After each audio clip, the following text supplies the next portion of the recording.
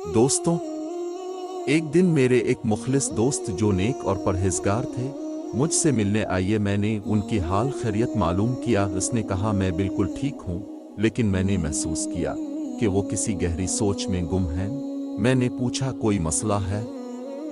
उसने कहा हाँ, दरअसल बात यह है कि एक दिन मैं जल्दी जल्दी ऑफिस से घर आया और अम्मा को खाने का कहकर वुजू करने चला गया।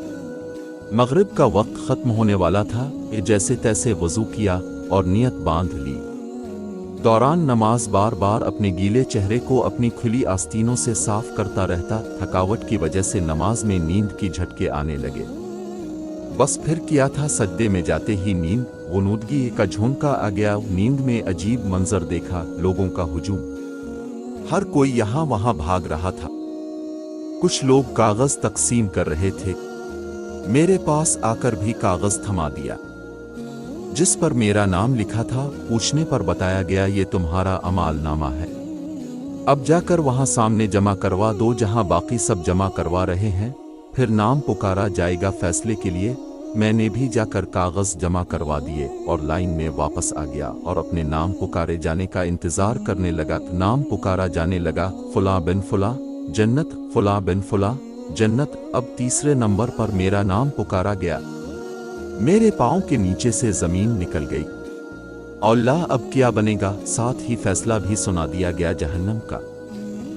मुझे अपने कानों पर यकीन नहीं आ रहा था। दो कदआवर लोग आए और मुझे घसीटने लगे।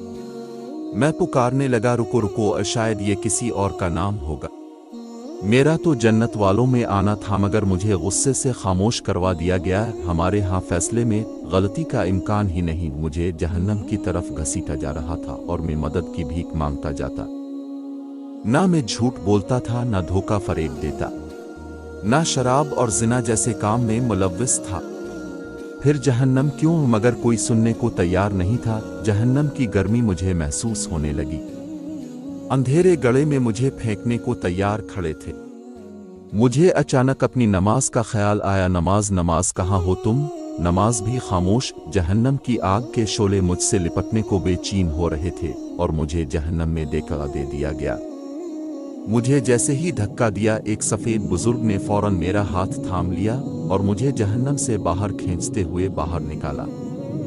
मैं डर से कांप रहा था। पूछने लगा आप कौन हैं और मुझे क्यों बचाया है? कहने लगे मैं तुम्हारी नमाज हूँ। मैं गुस्से से चलाया, अब आ रहे हो जब मैं जहन्नम में डालने जा रहा था। अगर ऐन वक्त पर तुम ना आते तो मैं तो चला गया था। जहन्नम में पहले नहीं आ सकते थे तुम। बुजुर्ग कहने लगे जैसे तुम मुझे ताखीर से पढ़ते थे, कभी वक्त पर नहीं पढ़ा, वैसे ही मैं भी ताखीर से आया हूँ। कभी तुमने मुझे वक्त पर पढ़ा ही नहीं, तो मैं वक्त पर कैसे आता? मेरी उखड़ी उखड़ी सांस अब कदरे बहाल होने लगी।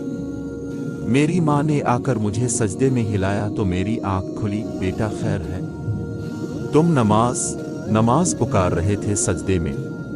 मैं हैरत से खुद को टटोलने लगा कि मैं जिंदा हूँ। पसीने से शराबूर माँ के हाथों को चूमने लगा। अल्लाह का शुक्र अदा करने लगा जैसे दोबारा नई जिंदगी मिली हो मुझे। और मैंने पुख्ता इरादा किया कि आइंदा नमाज में कभी सस्ती नहीं करूँगा। अब मैं जहाँ कहीं भी जाता हूँ तो वहाँ भी नमाज की फिक्र रहती है।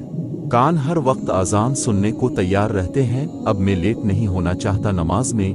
दोस्तों, चाहे दुनिया के किसी कोने में क्यों ना, कितने ही मसरूफ क्यों ना हो, ये जमीन यहाँ से वहाँ ही क्यों ना कर दी जाए, बस ये याद रखना नमाज अपने वक्त पर अदा करना ना भूलना। दोस्तों, वीडियो अच्छी लगी हो तो वीडियो को लाइक करें, शेयर करें और हमारे चैनल सदाबहार उर्दू को सब्सक्राइब कर लीजिए ताकि इस तरह की मालूमात वाली वीडियोस सबसे पहले आपके पास पहुंचे। शुक्रिया मेरे भाइयों, आप अपना ढेर सारा ख्याल रखना। मिलते हैं अगले वीडियो में। खुदा हाफिज।